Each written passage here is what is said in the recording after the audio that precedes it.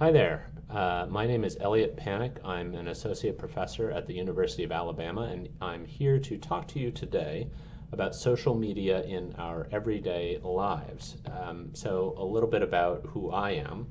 Um, I'm a researcher who studies social media use, how people use things like Facebook, Instagram, Snapchat, also YouTube. I count that as a social media technology now. And basically, I try to understand how people are using these things and when they're associated with positive outcomes and when they're associated with negative outcomes.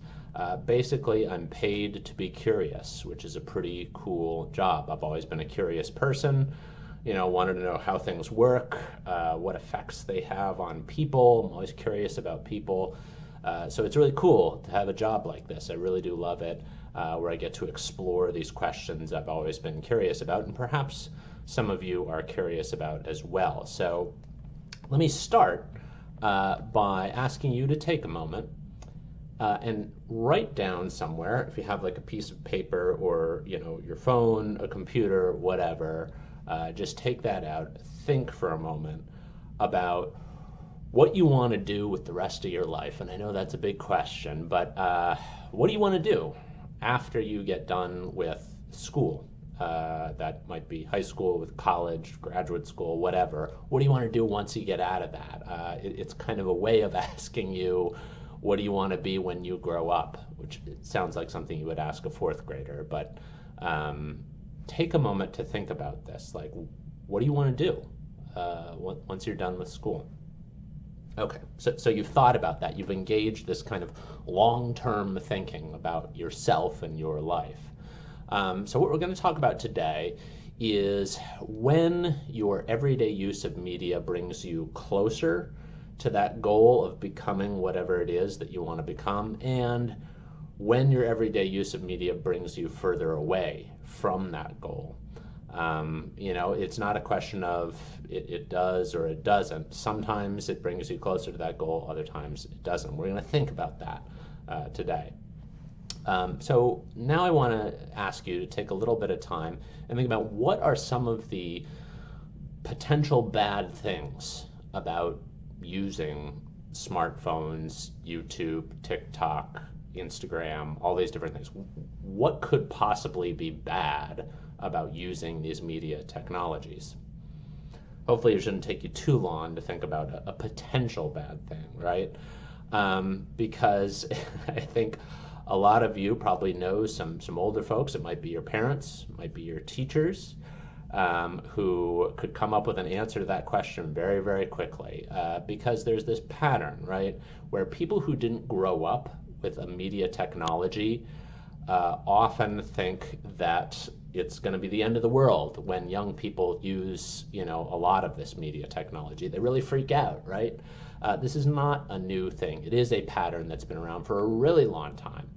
Often you'll hear parents or teachers or politicians, all sorts of different people say that these new media technologies are going to ruin society.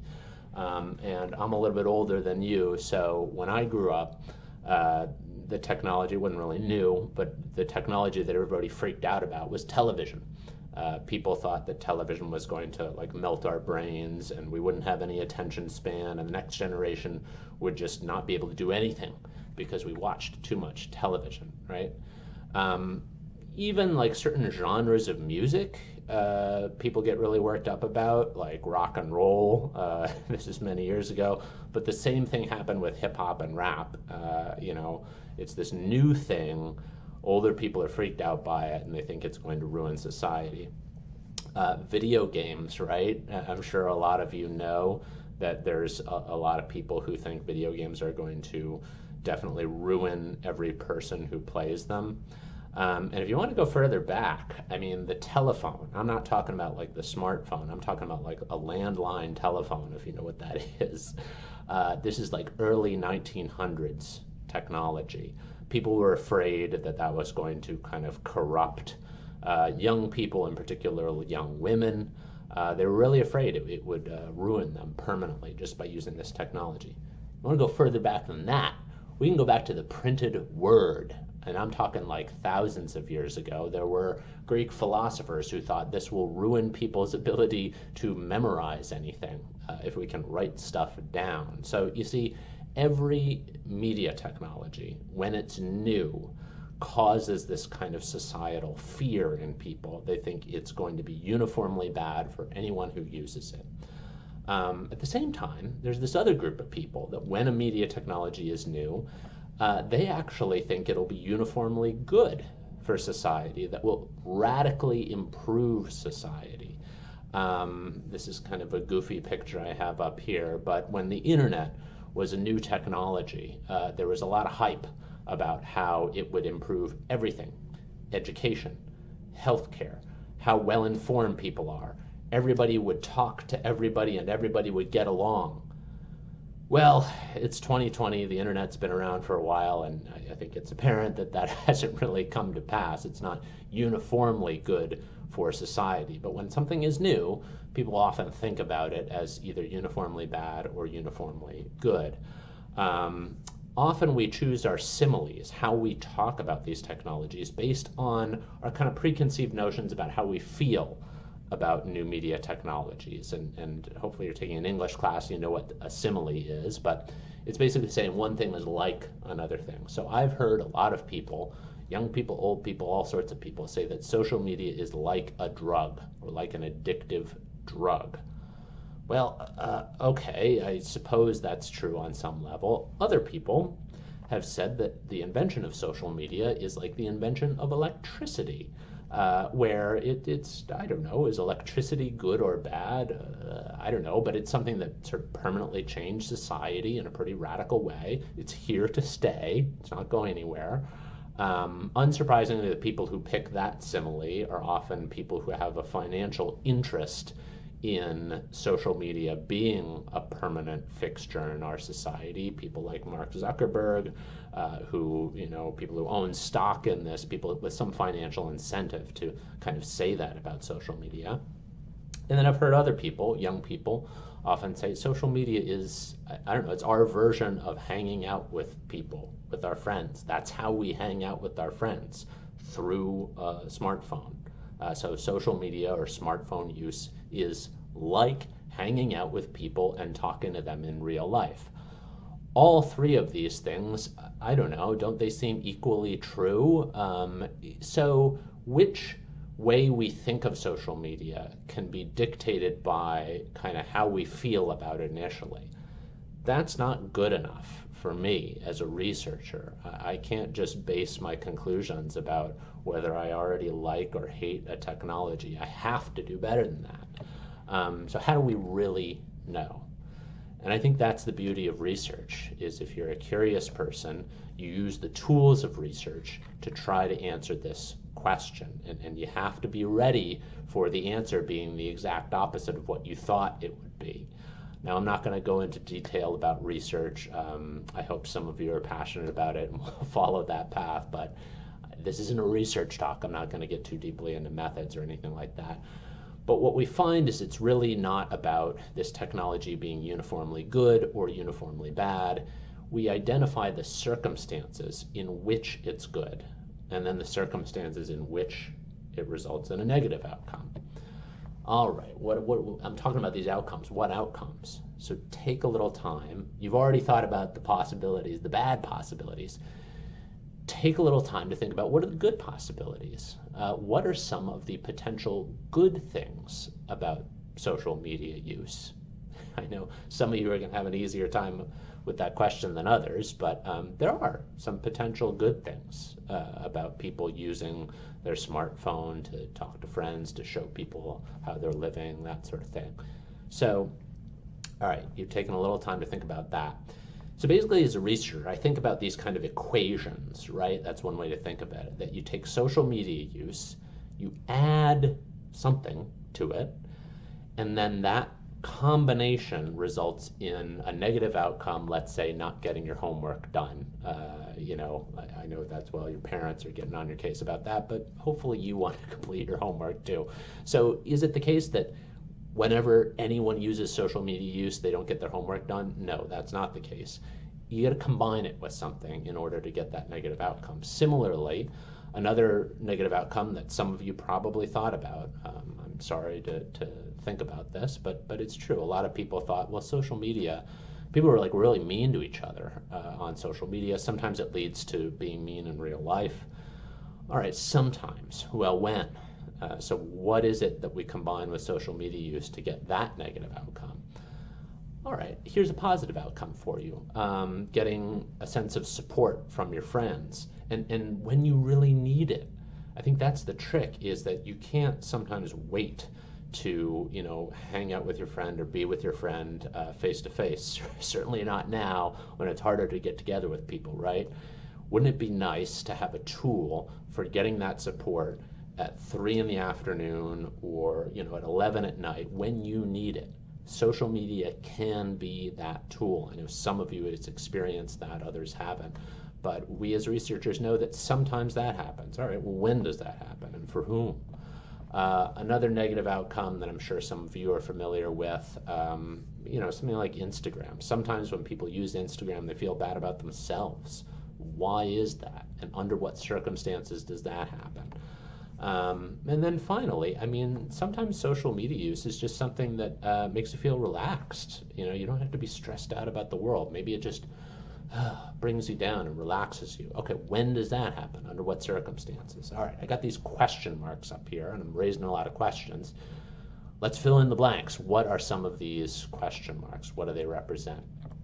So as researchers, some of what I found out in my research is that it depends on the individual's level of self-control, their ability to kind of say, no, I don't want to eat that bag of potato chips or chocolate or whatever it may be. I have self-control. It's a similar thing with social media. If you have a higher level of self-control, often you're going to meet with more positive outcomes in your social media use. You might use less of it, but you use it in a different way, and that's important. We're born with different levels of self-control, but self-control, researchers have found, is like a muscle. And if I want bigger biceps, I do more bicep curls. It's a similar thing with self-control. You can exercise it. You can build it up, just like you would build up a muscle. Also, self-control depends on what you do throughout the day. So you can kind of feel depleted in your self-control. Maybe something bad happened to you and, man, you need a potato chip, or you need some chocolate, or you need a little bit of time on social media. So self-control kind of fluctuates within the individual across the day. So it depends on self-control, these positive or negative outcomes. It also depends on how social an individual needs to be. For some, particularly young people, they don't have a really high need to be social. They're what we might call introverts. For them, when they go on social media, they might use it in a different way. They might browse, and they're not going to want to say anything because they're not super social people, so they'll kind of look at what other people are doing. Whereas a really social person is not just social face-to-face, they're also social online. So we find that they're more apt to use these technologies to express themselves, to disclose something about that happened to them, how they're feeling. And that might be associated with more positive outcomes. The young people who actually post about how their day was going, respond to others, and use it in that way, often have more positive outcomes than the less social people who are just looking at what other people are doing. Then they start to feel bad about themselves. They start to compare themselves to others. So what we've found is that it depends on how social you are to begin with. When you pick up your phone, you're going to get different results.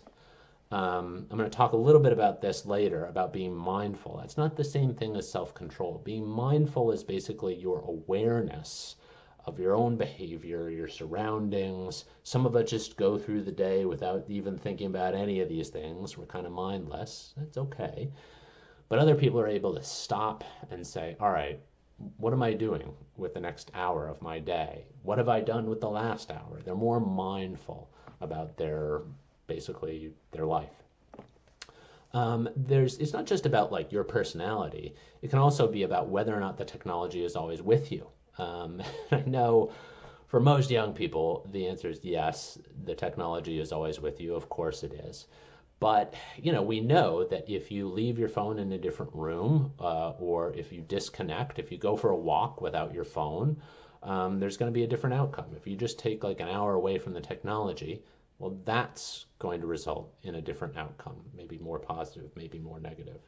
And then finally, even within that technology, I mean, hopefully you know that you can turn your notifications on or off, or you can customize it in different ways. And I'll talk a little bit more about how we might customize our technology to result in a positive or a negative outcome.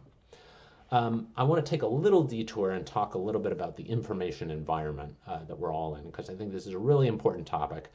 Probably you're going to hear in other panels about like things like fake news and that sort of thing, good and bad information. Maybe instead of calling it good and bad information, I want to talk about complete and incomplete information, and a little bit about this question of the information environment. When you go on social media, when you go to a news site, what kind of information are you getting? Not just is it true or untrue, but how complete is it? So let's start by thinking about all the information there is about what happened today. That's not big enough. We need to make it bigger. All information. That's way too much information for any human to hold inside their brain. We can't hold all that in our brain. Too much happened today. I mean, I'm talking about like all across the world, literally everywhere.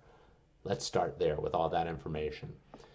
Okay, not all that information is observable even, right? And this is going to be a silly example, but bear with me. Somewhere in the bottom of the Indian Ocean, a fish ate another fish. That happened today. That is information. That is true. And yet, will you be aware of it? No, I won't. No one will, because it's not observable information. So you need to keep in mind, there is information out there. There are things happening in the world that just aren't observable. They're true, and they might be important, but they're not observable. So there's that information. Then within this universe of observable information, well, someone had a sandwich for lunch. Okay, that was something that someone could have observed. Something that was also true and happened today and was observable. Someone built a well in sub-Saharan Africa. That seems kind of like a good event. Maybe people need clean water, so that's good. Another event that happened today that was observable, somebody committed some kind of crime. Okay, now we're talking about observable information. Is that the information you're going to get when you open up a social media app, when you go online? You're not going to get all that, because some of that information isn't even being transmitted. Maybe there wasn't a camera there when the well was dug, so the information wasn't even recorded. It still happened, it's still true, but it wasn't even recorded, so it's not being transmitted. So transmitted information is an even smaller universe now. We're getting really down to it. And within that, finally, we arrive at the information that you pay attention to, which is really small. So there might be some transmitted information about a nuclear deal that Iran was engaged in. What do you care?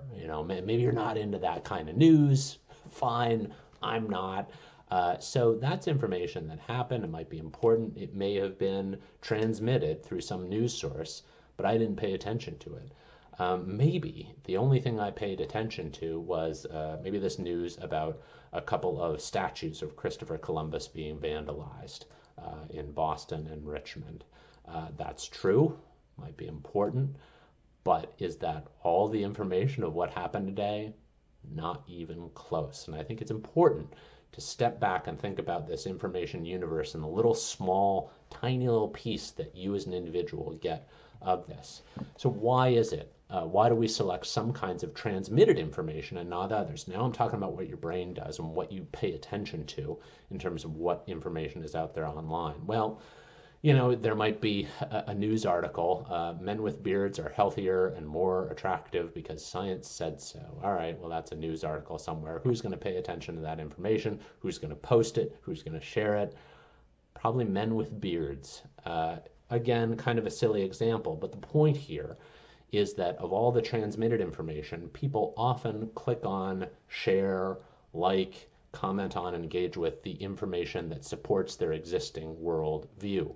If you already believe in something and you see something that supports that, you're going to share that. Similarly, emotions matter. So information that makes people angry, alarmed, makes them laugh, that information is more likely to be engaged with. Is it more true? Is it more important? No, it just pushes these emotional buttons, so people are more apt to engage with that kind of transmitted information. So it also depends on where the information is located on a page, right? So if information is more prominent, like a big headline across a page, or the first video that comes up in a search on YouTube, you're more likely to pay attention to that. Whereas, the 100th video that comes up in that search, the information that's in a smaller font towards the bottom of the page, you're less likely to pay attention to that. The online information environment is designed for a kind of impulsive use. It appeals to this short-term self that we all have. What do we want to click on? It's something that makes our emotions, excites our emotions in some other way. Why don't you take time to think about what other information is out there? There's information out there that doesn't appeal to our impulsive self that might be important, that might actually help us feel better. Maybe we're constantly clicking on information that is both making us feel worse and also isn't really helping us understand the world. So for me, I like to read magazines, and I know that's an old technology, but it's something that isn't designed in the same way to appeal to our impulsive selves. So it's a good way to get broader information, information that's both true and it's important. Who writes those magazines? Journalists, and I know you're here talking about journalism. So don't just assume that everything is designed for our impulsive selves. Some of this information environment should be designed for our long-term selves. So let's talk a little bit about how we might customize our media technologies. So, my phone, and I think most of your phones and devices have notifications. You can turn those on or off. A lot of people, if they post a video on YouTube, YouTube allows you to turn the comments on or off. If you're finding that the comments aren't making you feel good, you can always turn them off. You can always modify this technology in some way. Whether you go on Twitter, Instagram, any of these social media websites, a lot of your experience on that platform depends on who you follow. If you're finding that following someone is just making you angry or upset, maybe it's time to unfollow them. Maybe you can mute them. You can snooze people on Facebook for a limited time. You can hide someone. Maybe it's time to block a user. Don't just be passive about these technologies. Ask yourself, well, what is this doing in my life, and how can I modify it? You don't need to cut it out entirely necessarily. There are ways to modify it, and I think these technology companies are making it easier for users to kind of customize their use of it. Because if you throw it out entirely, you miss out on that support, you miss out on gathering information about your world. That's not a good thing. So maybe keeping it in your life and customizing it, we're finding, is the way to go. How to customize? Well, you could customize it. I have the Tricks rabbit here, who's a big kind of impulsive, instantly gratifying type character. You could customize it so that it's kind of maximizing instant gratification, so that it's like a piece of chocolate or bacon or whatever it is you like to eat. Cookie Monster is another kind of paragon of instant gratification. You could customize the technology so that it maximizes instant gratification. Who would be happy if you did that? Would be, again, the people who own and operate these companies. Because the more you customize it to make it instantly gratifying, the more kind of addictive it becomes. Researchers in addiction talk about reinforcement schedules, and it turns out having something that offers kind of random reinforcement, that it offers you a kind of hit of a good feeling at random intervals, is kind of the most addictive, kind of like a slot machine. So you can allow social media or YouTube or any of these things to be like a slot machine and to be instantly gratifying and to offer that kind of random reinforcement.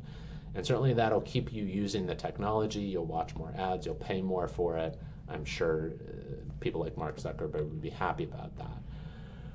But is this really going to help you reach your long-term goals? And that's why I'm here, to remind you that at the beginning of this presentation, hopefully you wrote something down about what you want to do with your life, what your long-term goal is.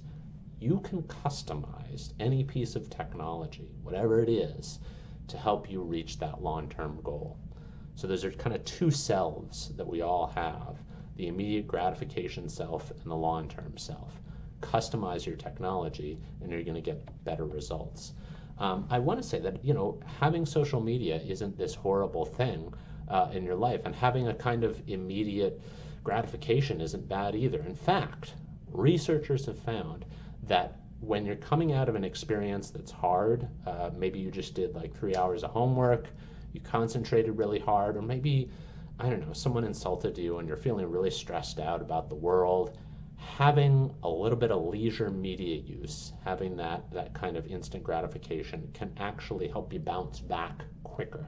It can help you replenish self-control. So again, if you started off in a negative state, and you just want to retreat to your room, watch a little Netflix or Disney Plus or YouTube, whatever it is you need to do to kind of replenish for like a half an hour or an hour, that actually is going to result in you kind of renewing your self-control, so that when you need to go out there and you need to do your job or do your homework, whatever it may be, taking that break and using this kind of instant gratifying social media isn't a bad thing. It's not this always inherently addictive technology.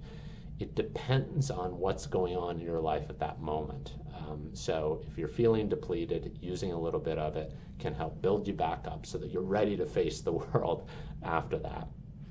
If I asked you how much of this stuff you use, and to take out that piece of paper or that phone or the computer and actually like write down, what is your best guess of the total time you spend on an average day, maybe yesterday, using, let's say, entertainment media, so social media, watching any kind of online video, gaming, listening to music, let's throw that in there, anything that's not for school, how much do you think you use? It's hard to come up with a precise, correct answer. Most people don't get it.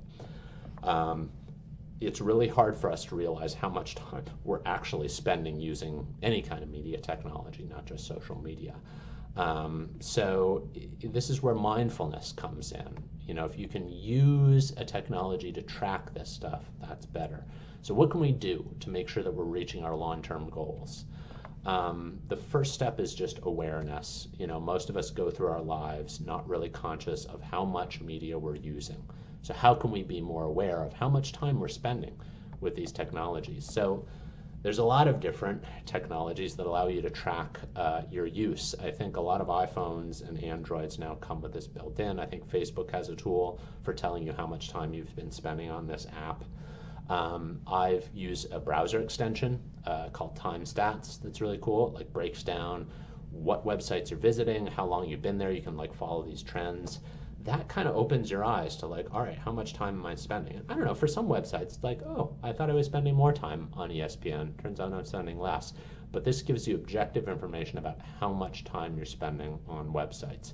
Most browsers have history on them, so you can look back and you can see like minute by minute, how much time am I spending on Reddit? Or how many times am I going back to it? And that can be kind of eye-opening, but that's the first step in reaching your long-term goals. It's just being aware of what you're doing.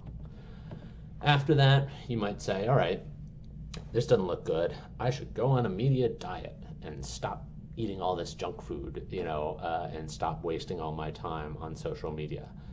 Is that a good idea? There's actually research on diets, and the sad truth, and I know some of you are aware of this, is that the vast majority of diets fail within the first 6 months. You'll go on a diet, you'll stick with it for a couple months, and then, you'll feel bad, or you'll have a tough day, and then you'll fall off the wagon, and then you'll eat a lot, and then the diet will be gone. There's this little tricks rabbit, this little impulsive self within all of us that is never going to go away. And, we need to acknowledge that. We need to acknowledge the fact that each of us has this kind of impulsive self. We need to make peace with that. We can't push that self down forever. We can't pretend that they don't ignore. We can't vanquish them. They'll be with us for the rest of their life. So how do we learn to live with this impulsive self? And the research has shown, whether it's food or media or whatever your indulgence is, setting realistic goals is the way to go here. So don't set the bar too high for yourself. Set realistic, moderate goals to start with. So another way to deal with this is to remove the temptation from your environment. Now, it may be unrealistic to say, I'm going to leave my phone at home, or I'm going to leave it in the other room and I'm going to be away from it. Well, what happens when you need to look something up, or maybe your parent or guardian needs to be in touch with you. So maybe it's not realistic to leave the phone in another room. But maybe you can remove an app, or again, remove the notifications, modify, customize the technology in some way. We're creatures of habit, and if you can make something a habit, if you can get beyond those first couple of months to a point where you just do it unconsciously, where you only go to this website for 20 minutes instead of an hour, and you just get in the habit of doing that, then this kind of unconscious part of your brain takes over and it becomes much easier after that. So it's hard to change habits at first, but once it becomes a habit, it's actually quite easy for it to stay in place. So those are just some tips based on research, based on what I know. How do we think about social media in our everyday lives? My advice to you is don't freak out. Don't think that, oh my God, social media is the worst thing in the world. It's not. Take a day, keep track of how you use media technology. How much time are you spending on YouTube? What are you watching on YouTube? What role is it playing in your overall mental and emotional life? And if you're going to try and change it, I think most of us could do with some change. Don't do a complete overhaul. Change it little by little. See how that helps. Because I think if you do this, you'll be able to keep this impulsive self, but also I want you to reach whatever it is your long-term goal is. I'm not going to tell you what that goal is. You wrote it down, so you know what it is for yourself. I want you to reach that goal. So hopefully this will move you a little bit closer towards that goal.